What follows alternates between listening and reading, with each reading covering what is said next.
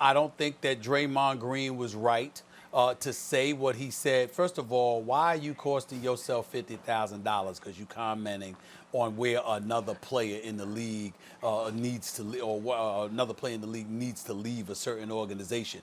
A lot of us feel that way. I feel that way, but it ain't costing me $50,000. Dre, keep your money, bro. You ain't Steph. All right, you don't have a $200 million deal. You got $100 million. You got a $200 million deal. Rich Paul did a good job with your contract, but still in all, bottom line is keep that money, bro. That's number one, even though you're doing a good job. Damn good job on TNT with what he's doing. But here's the number two reason I don't feel I agree with Draymond on this.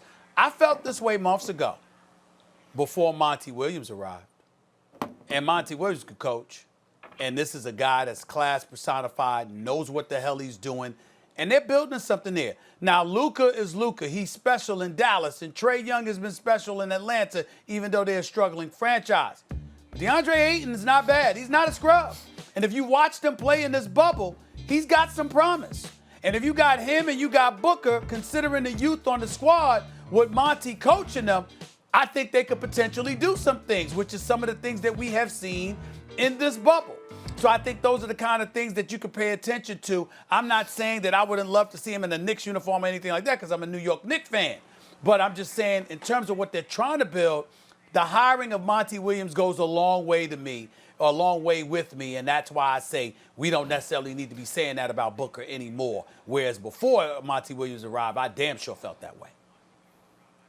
Now, I want to leave you some time, and I basically, Stephen A. and I agree about this. Booker is showing that he is a really special player. Like, you know, a lot of times you got a guy who can score like that and everyone loves him, but when you look closely, you go, he needs at least another dude at least as good as him to win a championship, at least.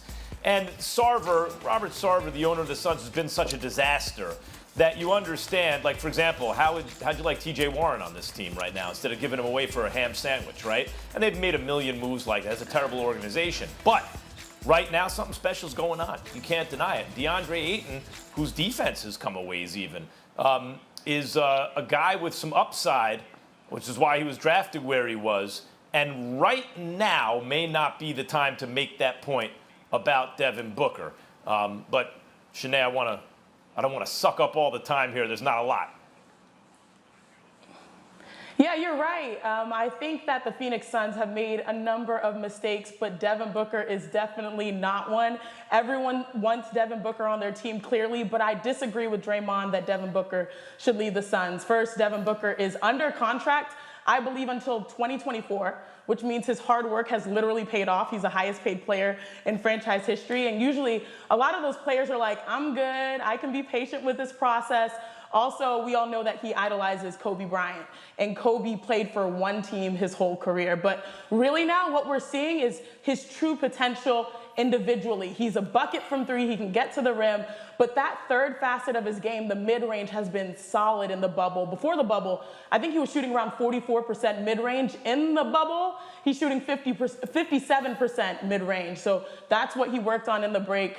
But what I love the most is that he is not just a bucket getter anymore. In this small sample size, he's a winner. Someone you want to see with the ball in his hands at the end of the game. So I get how everyone wants him on his team, but most importantly, he is now finding his own potential, and so is the rest of his squad. It starts with Monty Williams, that scrappy defense. You know, great coaches get their players not just to play on offense, but also on defense. So yeah, Devin Booker, I think he's good where he's at. But most importantly, I want to say thank you guys for the radio love, because I'm the rookie in this situation and you guys are the vets. So I'm going to lean on you too, not just on the court when it comes to analytics, but also in the radio. So I'm just following in your shoes. You're going to crush it. It's much deserved. Real quick, Chiney, because we don't have you on here often. Tell me this. What stood out to you most in the bubble? T.J. Warren. I mean, this is a guy with a huge chip on his shoulder and what he's been able to do, not only finishing at the rim at 6'8", but now he's showing he can knock it down from three.